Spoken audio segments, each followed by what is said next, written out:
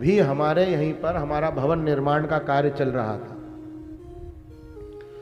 तो उस भवन निर्माण के कार्य में खुदाई में एक करीब 32 इंच चौड़ा, करीब करीब 3 फीट और करीब 1.25 से ऊपर शिवलिंग खुदाई में निकला है।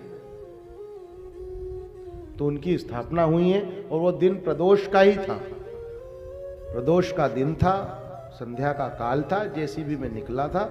हमको लगा कोई पत्थर होगा, लेकिन गांव के लोग भी वहीं थे, क्योंकि कुछ बबूल अबूर के वृक्ष थे जो रास्ते में अड़ रहे थे, उनको थोड़ा सा ठीक किया, उसी में ये।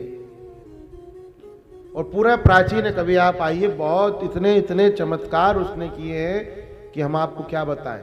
एक बात आपको छोटी सी बता दें, एक भीगन गांव जहां हम रहते हैं, उसी से 18-20 किलोमीटर दूर पे एक गांव है। हम उस महिला का नाम नहीं लेंगे क्योंकि किसी का नाम लेना ठीक नहीं। करीब उसकी उम्र होगी 54-55 वर्ष की, और वो महिला 12-14 दिन से प्रतिदिन मंदिर, जब हम गांव में रहते तो हम ही उनका अर्चन करते हैं। तो संध्या में फिर आरती होती है, फिर पाठ होता है, जप होता है, प्रार्थना होती है, ऐसा पूरा प्रोसेस है वहां की।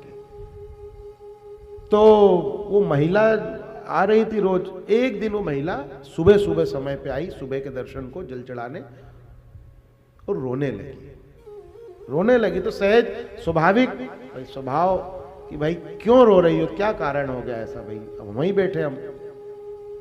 नहीं, बोले कुछ नहीं महाराज जी। मैंने बोला नहीं, ऐसी बात नहीं है, हम कहीं नहीं बोलेंगे तुमको तुम्हारा नाम या कोई बात। ठीक, तो बात से निकली तो आज पहली मर्तबा, हमने नहीं सुनाया आज तक। तो बोले मेरे पति मुझे अपने मायके छोड़ गए हैं और मेरी उम्र आज 52-54 वर्ष की है। अब इस उम्र में, अरे बोले ना बाप है ना माँ है, भाई भौजाइयों के देखो, माँ बाप तक ही मायके का मजा है, उसके बाद में भले अच्छे हो पर फिर भी बच्चों का मन नहीं लगता।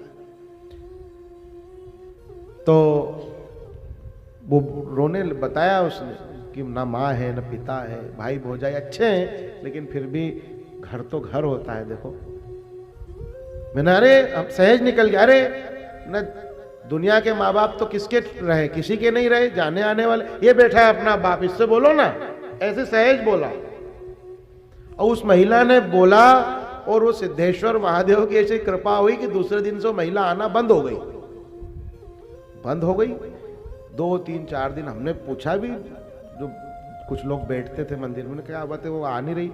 बोले पता नहीं वो क्यों नहीं आ रही। मैं ठीक है भाई, तबीयत तो नहीं खराब है या कुछ ऐसा तो नहीं, हमने पूछ लिया तो उससे उसको चोट लग गई हो। भाई हमारा मतलब ये नहीं रहता है किसी को चोट लगे।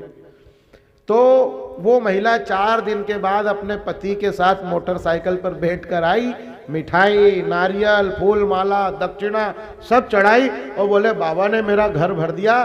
पता नहीं ये बोले रात में क्या हुआ, सुबह से फोन करा कि चल मैं तो लेने आ रहा हूँ, छोड़ झगड़ा अपनी जगह है, अपन काहे को अपनी जिंदगी खराब करे, बाबा ने मेरा घर बसा दिया।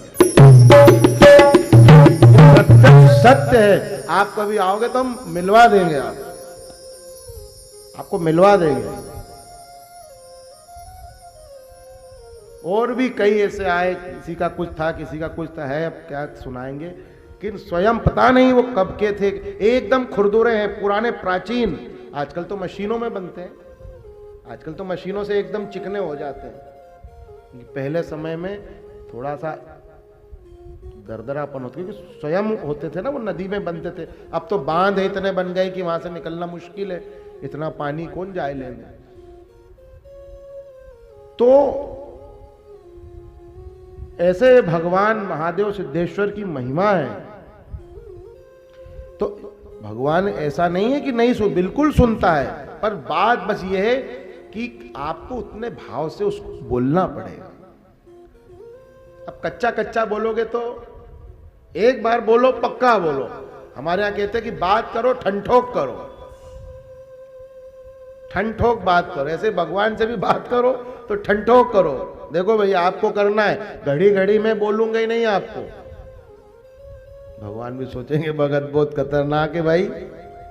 हाँ, भगत बनो तो भगत जगत को ठगत है और भगत को ठगे न कोई।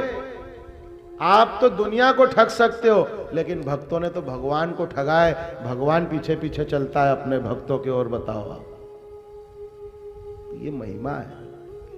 मैं भी हारा इन संतों के आगे, पर संत किसी से न हारे।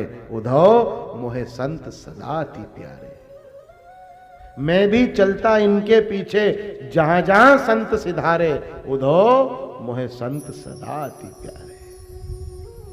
ये भाव है, सारा खेल भाव का है। तब हम आपको छाती फाड़ के तो नहीं बता सकते, लेकिन हम बहुत अंदर से आपको कह रहे कि केवल भाव का खेल है।